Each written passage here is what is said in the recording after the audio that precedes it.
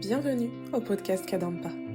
Ces balados, comme on dit au Québec, offrent des solutions pratiques pour les défis de la vie quotidienne et nous aident en nous guidant vers des états d'esprit plus calmes et joyeux. Dans chaque épisode, vous trouverez un court enseignement donné par divers enseignants bouddhistes Kadampa à travers le monde. Tous ces enseignements sont inspirés de la sagesse profonde de vénérable Geshe Kelsang Gyatso Rinpoche, un maître bouddhiste pour notre monde moderne, en espérant que ceci vous plaira. Bonjour tout le monde et bienvenue pour ce podcast sur le thème de l'hypersensibilité. Je suis Alexandre, enseignant du centre de méditation Kadampa à Nantes et voilà, pour ce podcast, j'aimerais partager un sujet qui me tenait à cœur au sujet de l'hypersensibilité. Donc l'hypersensibilité n'est pas quelque chose qu'on retrouve dans le jargon bouddhiste, mais néanmoins on peut en avoir un éclairage et qui je pense peut être aidant. Dans toute lecture que nous pouvons faire à ce sujet, très souvent, trop souvent, on se dit que l'hypersensibilité, c'est à la fois une qualité et un défaut. Une qualité parce qu'elle permet d'être réactif, d'être conscient, d'avoir une certaine finesse de compréhension et d'échange avec les autres, d'être capable quelque part de ressentir un peu ce qu'ils ressentent. Et cette part d'empathie, de compassion, on a envie de garder cette partie-là. Et en même temps, l'hypersensibilité semble amener un trop-plein émotionnel où on réagit, on surréagit à beaucoup de situations. C'est un peu comme si nous vivions dans un buisson épineux finalement, où on cherche à s'asseoir, à se poser confortablement, et quoi que nous fassions, il y a toujours une épine qui vient faire mal là où il ne faut pas, quoi. Donc vu de cette manière, c'est contradictoire. C'est-à-dire qu'il y a quelque chose, un état intérieur qui nous semble être à la fois une qualité et à la fois un défaut. Bon, qu'est-ce que j'en fais, quoi? Parce que si c'est une qualité, bon bah ok, super, je vais chercher à la cultiver puisque ça me fait du bien. Et en même temps, si c'est un défaut, ce défaut forcément agite mon esprit. Et donc, qu'est-ce que j'en fais? Donc c'est là où l'éclairage bouddhiste prend tout son sens. Donc là, je me baserai essentiellement pour cette explication du livre « Comment comprendre l'esprit », donc de vénérable Geshe Kelsang Gyatso, qui explique en fait la nature et les fonctions de l'esprit. Et entre autres qu'un état d'esprit qu'il apporte des sensations agréables ou désagréables en soi, eh bien, va remplir l'une de ces deux fonctions, c'est-à-dire que l'amour, la compassion, l'humilité, la sagesse sont des exemples d'états intérieurs qui ne peuvent que faire du bien. Je ne peux pas avoir de l'amour dans mon esprit et en même temps me sentir mal. Et à contrario, je ne peux pas être sous l'influence de la colère, d'un esprit de compétition qui est jaloux, qui se compare aux autres, qui se sent inférieur aux autres ou supérieur aux autres. Et donc tous ces états-là sont des états malheureux et forcément à ces états est associé des sensations, des émotions désagréables. Donc quand on parle de l'hypersensibilité, on sent qu'il y a un peu des deux en fait, que c'est un mot qui amène des qualités et en même temps des défauts. Et donc par là même, eh bien, ça fait qu'on maintient un statu quo, quoi. Parce que tantôt c'est bien, tantôt c'est pas bien. Donc c'est là où l'éclairage de vénérable Geshe-la, donc Geshe-la c'est un diminutif affectueux pour vénérable Geshe Kelsang Gyatso, nous éclaire avec la sagesse de Bouddha que finalement, qu'est-ce qui se cache derrière ce mot hypersensibilité? Eh bien, c'est peut-être plusieurs choses. En ce qui concerne les choses agréables, positives, eh bien, en fait, c'est que dans cette hypersensibilité, c'est-à-dire que nous captons. C'est-à-dire qu'on a comme des antennes qui fait que nous captons autour de nous captons un peu ce que ressentent les autres, comme si on pouvait un peu percevoir finalement dans leur esprit, dans leur fort intérieur. Bien que ce soit des choses non physiques, l'état d'esprit des autres, ce qu'ils se disent mentalement, ce qu'ils ressentent, tantôt il y a quelques signes extérieurs quand quelqu'un est content ou mécontent, mais bon, la plupart du temps, nous ne sommes pas forcément capables de bien connaître ce que vivent, ce que ressentent les autres. Eh bien, l'empathie, la compassion sont des esprits, des états d'esprit qui nous amènent justement non pas à nous mettre à la place de l'autre, dans le sens, tu sais, moi mon gars, à ta place, voilà ce que j'aurais fait, je leur ai dit ça, ça, ça et ça. Ok. Bon, ça, généralement, quand on a cette attitude avec nous, ça énerve. Pourquoi ? Mais parce que les autres ne sont pas à notre place, d'accord ? Parce qu'on a tous des fonctionnements un petit peu différents, des tendances différentes, et donc notre manière de percevoir et de vivre les choses est différente. Et donc ça, c'est quelque chose qui est à respecter. Donc, se mettre à la place d'eux ne fonctionne pas vraiment. Ce qui fonctionne, c'est par contre s'échanger avec les autres. S'échanger dans le sens descendre de la montagne de notre propre jeu, là, qui fait qu'on appliquerait aux autres nos propres vues, nos propres manières de voir. Mais là, l'échange de soi avec les autres, au contraire, nous amène à entrer dans le monde de l'autre, à monter avec un non-jugement, avec beaucoup d'amour et de bienveillance sur la montagne du jeu de l'autre. Et par là même, de voir les choses, non pas de notre propre point de vue, mais du point de vue de l'autre. Oui, donc il y a une démarche en fait qui est très très belle, qui est très très douce, et qui amène beaucoup de compréhension de l'autre, et de ses difficultés. Et donc là, dans ce qu'on appelle l'hypersensibilité, la plupart du temps, eh bien, on peut avoir peur, finalement, si je ne suis plus hypersensible, je vais perdre ces qualités d'empathie, de compassion. Et ça, c'est une mauvaise manière de voir. Car je peux donc être conscient de ce que vivent les autres, être touché par ce que vivent les autres. Et en ce moment, je ne sais pas si vous l'avez remarqué, mais dans l'actualité, il y a vraiment matière à avoir de la compassion. Et c'est tellement facile de se mettre en colère, de se sentir en insécurité, que... bref, on va en parler dans quelques minutes. Mais donc, en arrêtant d'être hypersensible, on ne va pas diminuer en amour ou en compassion, bien au contraire.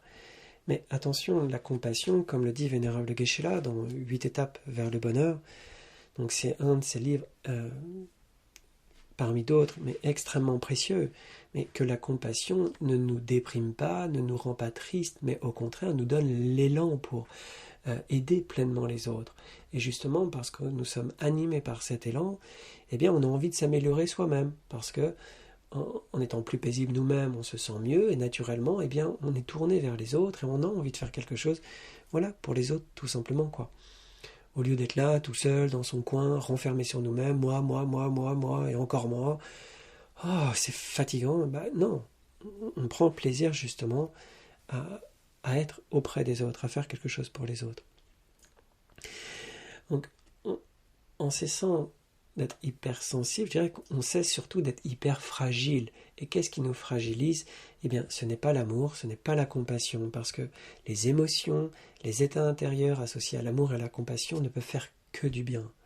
Donc ce que l'on cesse, ce ne sont pas ça, ce ne sont pas ces qualités intérieures, mais c'est ce qui fait que dans l'hypersensibilité, il y a une sensibilité accrue qui fait que tout nous touche, nous irrite. On se sent comme être dans un buisson épineux, et même des petites choses très anodines, un objet qui ne serait pas rangé à la bonne place, ou on a oublié d'acheter quelque chose en faisant les courses. Vous voyez, des petites choses. Mais ces petites choses, d'un seul coup, prennent une importance. Donc c'est pour ça qu'il y a une multitude de choses qui peuvent se cacher derrière un esprit, une attitude hypersensible, qui fait que, par moments, on n'a pas d'autre choix que juste se mettre dans notre coin, en fait, parce que il y a tellement de stimuli extérieurs, tellement de choses qui nous sollicitent, qui nous sursollicitent, que du coup, on se sent être comme une véritable éponge. Et là, il peut être bon, oui, temporairement, de s'extraire de toutes ces conditions et de se retrouver au calme, tranquille. Ouais. Donc, un exemple parmi d'autres, personnellement, je vois, c'est le bruit. Aimant la méditation, le silence et l'introspection pour mieux comprendre ce qui se passe à l'intérieur, le silence aide énormément à ça. Et effectivement, si avec un sommeil léger, envie de silence, eh bien, autour de nous, on se retrouve avec du bruit, beaucoup de bruit. Alors, c'est peut-être lié aux voisins, au bruit dans la rue. Il y a beaucoup de choses sonores, surtout si nous vivons dans des grandes villes. Il y a beaucoup de sollicitations extérieures qui peuvent faire que nous sommes encore et encore sollicités, sursollicités, et créer une forme de fatigue. La fatigue, d'ailleurs, est une des choses qui nous rend plus vulnérables et plus sensibles à notre environnement. Oui, ça c'est une des raisons. Mais là, j'avais envie de partager quelques explications qui se trouvent dans le livre « Comment résoudre nos problèmes humains ». Alors, j'ai sélectionné une page. Alors, attendez, juste je la retrouve. Ouais, c'est là. Donc, c'est à la page 44. Donc, je vais lire un petit peu. Donc, habituellement, nous ressentons un besoin si urgent de fuir les sensations désagréables que nous ne nous donnons pas le temps de découvrir d'où proviennent en réalité ces sensations. Imaginons qu'une personne que nous avons aidée nous réponde par l'ingratitude, que notre partenaire ne nous rende pas l'affection que nous lui avons donnée. Ingrat. Qu'un collègue ou qu'un patron essaie continuellement de nous rabaisser et de saper notre confiance. Tout cela nous blesse et notre réaction instinctive est d'essayer immédiatement d'échapper aux sensations douloureuses qui se développent dans notre esprit, en nous mettant sur la défensive, en rejetant la faute sur l'autre, en ripostant ou simplement en endurcissant notre cœur. Ouais, très aidant, très aidant. Très aidant de voir que ces différentes attitudes, on est blessé,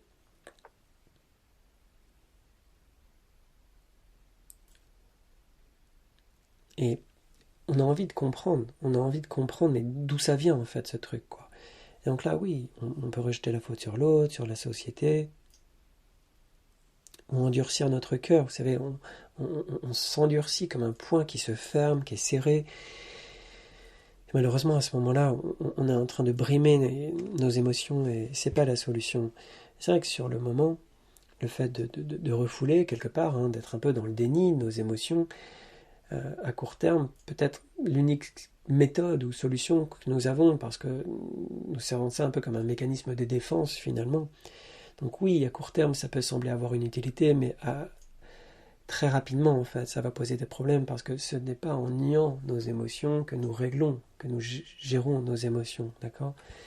Donc, dans l'hypersensibilité, c'est une réaction, d'accord ? L'hypersensibilité, le fait d'être hypersensible, donc sous son aspect négatif, c'est vraiment une réaction. Et on voit qu'entre autres, cette réaction, elle peut provenir, ou est un des effets de la colère. La colère dérègle nos émotions, fait que petit à petit, nous avons de moins en moins de retenue lorsqu'on est irrité, et donc on va se mettre de plus en plus en colère, et pour des petites choses. Et donc un des effets, c'est que ça dérègle nos émotions, et on devient émotif. Et donc tout commence à nous toucher, nous brusquer. Vous savez, on sent qu'on est fragile. Et on peut voir que ce n'est pas forcément lié au corps, parce que le fait de se sentir fragile, c'est un état intérieur. Et donc, une armoire à glace, quelqu'un qui serait baraqué, musclé, peut être sensible, très fragile sur certaines choses. Donc, derrière la question de la sensibilité, il y a quelque chose qui se cache. Mais habituellement, nous ressentons un besoin si urgent de fuir ces sensations désagréables que nous rejetons la faute sur les autres, sur l'extérieur, ou nous endurcissons notre cœur. Et cette attitude en elle-même, en fait, nous empêche d'examiner. Mais pourquoi, en fait, cette situation me touche, me bouleverse. Par exemple, si nous regardons l'actualité, il peut y avoir ce mélange, en fait, où on se sent concerné, préoccupé par ce que nous pouvons voir, que ce soit en Ukraine ou à Gaza, par exemple, en ce moment. Voilà, en lisant la presse écrite, je regarde quelques photos de Gaza, de ce qui se produit là-bas, qui est terrible en termes de souffrance. Et ces moments de souffrance, en contemplant la souffrance autour de nous, que ce soit notre propre souffrance ou celle des autres, si celle-ci nous bouge, nous bouscule dans le sens, rend notre esprit non paisible, c'est que là s'active en nous quelque chose. Car s'il y a ce mélange, quelque part, d'amour, de compassion dans notre esprit et de tristesse, c'est qu'il y a deux états intérieurs. C'est-à-dire qu'il y a de l'amour, de la compassion qui nourrit, qui nous donne cet élan. Et en même temps, ces situations, nous renvoient à nous-mêmes et nous renvoient peut-être à une forme de vulnérabilité, effectivement. Parce que ça peut amener de la peur pour nous, surtout si on voit que la guerre et les problèmes se rapprochent de plus en plus, parce qu'on se sent de plus en plus concerné. Donc là, on sent en fait que il y a quelque chose là, il y a quelque chose. Mais on peut également être touché à ce moment-là par un sentiment de vulnérabilité, oui, mais aussi d'impuissance. Et cette impuissance peut amener une forme d'inconfort. Alors là, c'est une piste parmi d'autres, mais un peu de culpabilité, par exemple. Parce que nous jouissons peut-être actuellement de conditions meilleures que ces personnes, et on n'est pas tout à fait à l'aise avec ça, parce qu'on ne fait pas forcément quelque chose concrètement pour ces personnes, et donc on n'est pas à l'aise avec cette idée. Oui. Et donc, derrière la question de l'hypersensibilité, d'être touché par les choses,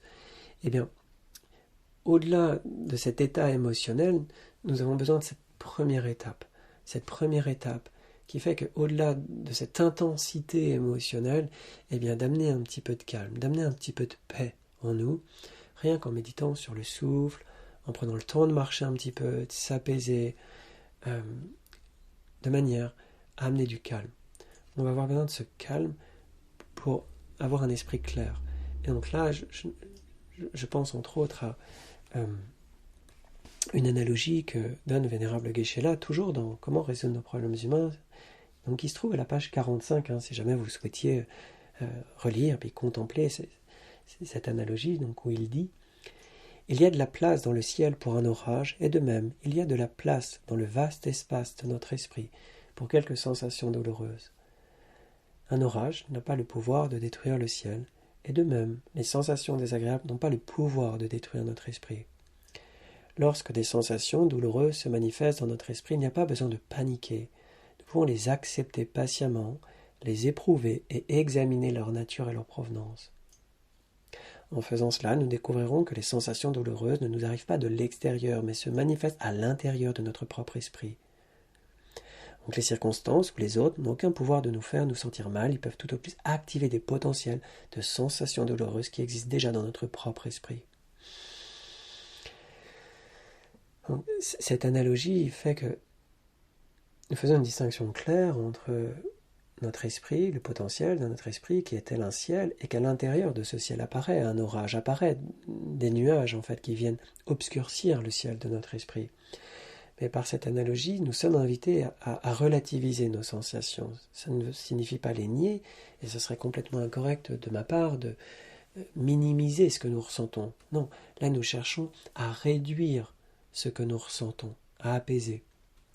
Parce que lorsque nous nous focalisons sur nos sensations désagréables, il peut y avoir un effet de répétition qui fait que la douleur s'amplifie. Et donc là, en cherchant à relativiser, grâce à cette analogie, ça va nous aider justement à prendre un peu de distance avec nos émotions. Car oui, nous avons des émotions, mais nous ne sommes pas nos émotions. Donc là, une question parmi d'autres, mais quelle est la relation? Quelle relation entretenez-vous avec vos émotions? Donc, quelle relation entretenez-vous avec vos émotions? Sentez-vous être vos émotions? Vous associez à? Ou, au contraire, vous sentez qu'il y a un espace entre vous et elles et que cet espace vous permet d'agir sur celle-ci? Oui. Donc cette question est fondamentale, car elle nous renvoie finalement au fait que, à tort, nous nous associons à nos émotions. Nous nous identifions à elles, ce qui fait que les renforcer. Quand on pose le mot hypersensible, tiens, je pense être hypersensible. Attention à ce que ce mot, ce diagnostic, entre guillemets,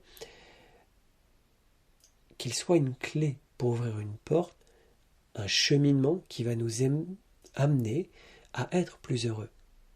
Mais que ça ne soit pas une boîte, une case qui nous enferme, et comme si c'était en soi, une fin en soi, fin du parcours.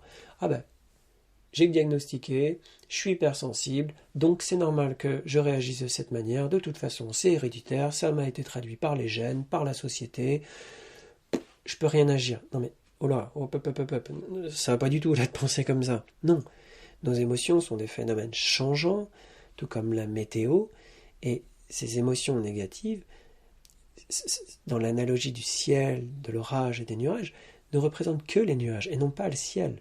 Donc bien sûr, quand des émotions se répètent, eh bien, nous pouvons en venir à penser que c'est nous. Vous voyez, c'est un jeu, on pense c'est moi. D'accord ? Mais ça, c'est un piège. C'est un piège, c'est une tendance. Et oui, effectivement, il peut y avoir une certaine tendance qui se répète, mais ne pas tomber dans le piège. C'est moi. Non. Donc si je pense être hypersensible à certaines choses, oui, d'accord, mais ce n'est pas du tout une fin en soi. D'accord ? Bien au contraire. D'où le fait d'apprendre à ne pas s'associer à nos perturbations mentales. Donc c'est un thème fondamental dans le bouddhisme et que nous apprenons dans tous nos centres Kadampa, à reconnaître la différence, faire la différence qu'il y a nous en tant que personne et les perturbations mentales présentes dans notre esprit. Donc toutes les sensations désagréables, qu'elles soient physiques ou mentales, eh bien, proviennent de perturbations mentales telles que la colère, l'attachement ou autre. Donc, il y aurait encore beaucoup à dire, je pense, sur ce thème de l'hypersensibilité et d'apprendre à se connaître. Et justement, une des premières étapes, eh bien, c'est justement de rester calme, de rester patient, d'accepter que ces émotions soient là et que ces temps un peu inconfortables deviennent pour nous des temps d'observation, des temps de contemplation qui vont nous permettre juste de voir en dessous qu'est-ce qui fait que je réagis dans cette situation, qu'est-ce qui est touché en moi.